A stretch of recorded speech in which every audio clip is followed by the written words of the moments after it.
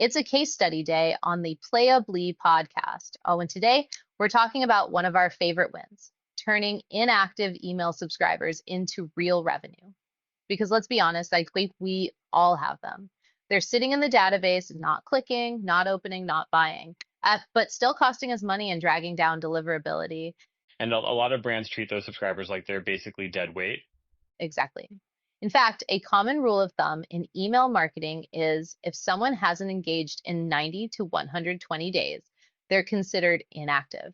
And a lot of marketers either suppress them or straight up delete them because they assume there's no value left.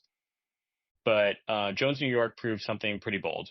A dead list can generate 5x revenue per send if you give them the right reason to wake up.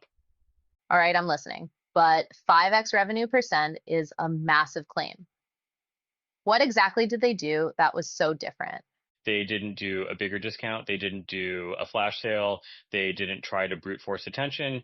Instead, they created this brilliant seasonal campaign called White Christmas NYC. And the premise was simple. Buy today. And if it snows 3+ inches in NYC on Christmas Day, your order is 100% cash back. So instead of 20% off ending tonight, it was, what if your order was free? That's wild because it's technically still an incentive, but it feels completely different than a typical promo. Totally. And here's the part that makes it a real case study and not just a fun idea. They didn't send this to their best customers. They didn't send it to their warmest audience. They didn't even send it to kind of engaged subscribers. They targeted their least engaged email audiences, the people with no recent opens, no clicks, no website activity, and in some cases, no purchase history at all. That's super counterintuitive, though. Most teams would start by testing this on the easiest segment first, right? Exactly. Most brands start with people who are already most likely to convert. But Jones New York did the opposite on purpose. Their thinking was if this works on the coldest audience, it's not luck. It's a mechanism. And that's why this result is so meaningful. It's not inflated by a warm segment that would have purchased anyway. This was a conservative test by design. And that's what makes the lift feel truly incremental. Okay, so how did they define least engaged? What did the segmentation actually look like? They split the audience into two groups. Group A was made up of customers who had purchased before, but had gone completely dark. They subscribed to email within the last year, but had no opens, no clicks, and no site activity in the last 120 days. Classic lapsed buyers.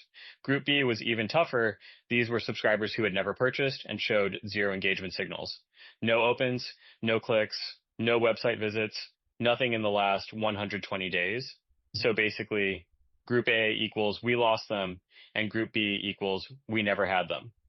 So you're telling me this promotion got both of those groups to respond? What did the results actually look like? It worked, like really worked.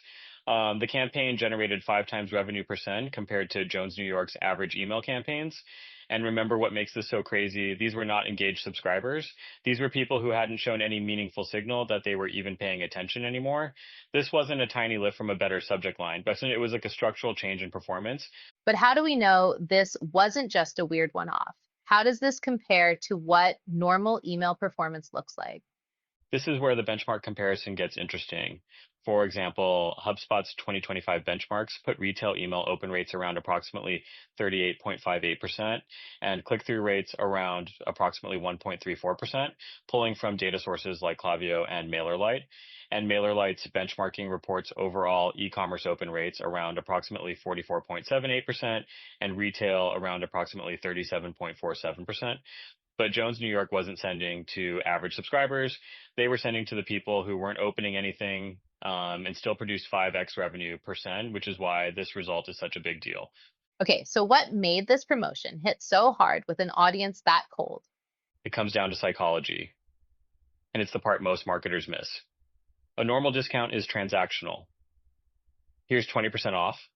Please buy. But this wasn't that. This was a story, a seasonal moment, a reason to feel something. It turned the email into a narrative. Will NYC get a white Christmas? If it does, your order is on us. Suddenly, people weren't just buying, they were participating. They're imagining the scenario, checking the forecast, feeling anticipation.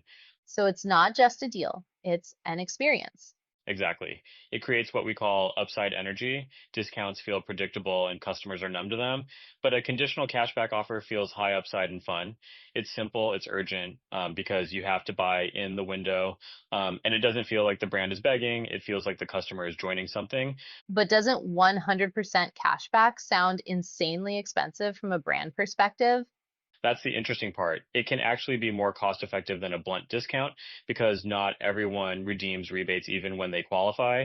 There's consumer promotion research showing rebate claim rates can range from about 38% to 80% depending on the rebate value and complexity.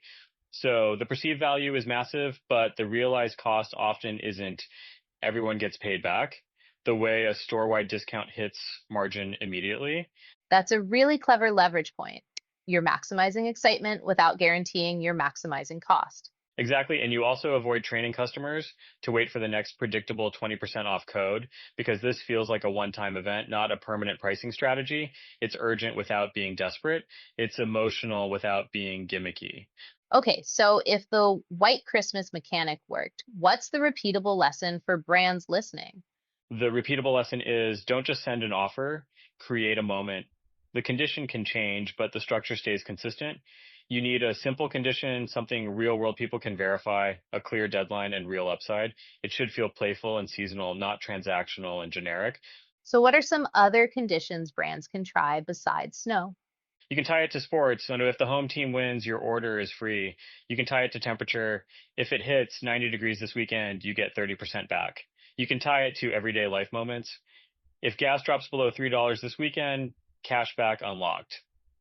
The key is simple, verifiable, and exciting because when customers understand it instantly, they trust it instantly. I can see how that could work across a lot of industries. But where does this go next? How do you scale it? That's where it gets really powerful. Once you prove it works on the coldest audience, you can scale it through your segments like a ladder. Start with the 120 plus day inactive subscribers to prove incremental lift, then move to lapsed buyers at 30 to 90 days, then high intent browsers like cart starters, then recent purchasers for second purchase momentum, then VIPs for higher AOV bundles and exclusives. Typically, the warmer the segment, the better the conversion rate. So Jones New York isn't just a win, it's your baseline. So instead of competing on discount depth, you're building a new promotional strategy around anticipation and emotion. Exactly. Yeah, traditional email marketing competes on price. Gamified rebates compete on emotion, upside, and timing. Instead of yelling sale, you're giving people a story they actually want to be part of. And that's what reactivates cold subscribers. But because you're not trying to interrupt them, you're giving them a reason to care again. All right, bring us home. What's the big takeaway people should remember after this episode? Here's the takeaway. If you've got a cold list you've been ignoring, don't just delete it. Test something that creates anticipation. Test something that feels playful. Test something with upside. Jones New York showed that even the least engaged segments can generate real incremental revenue.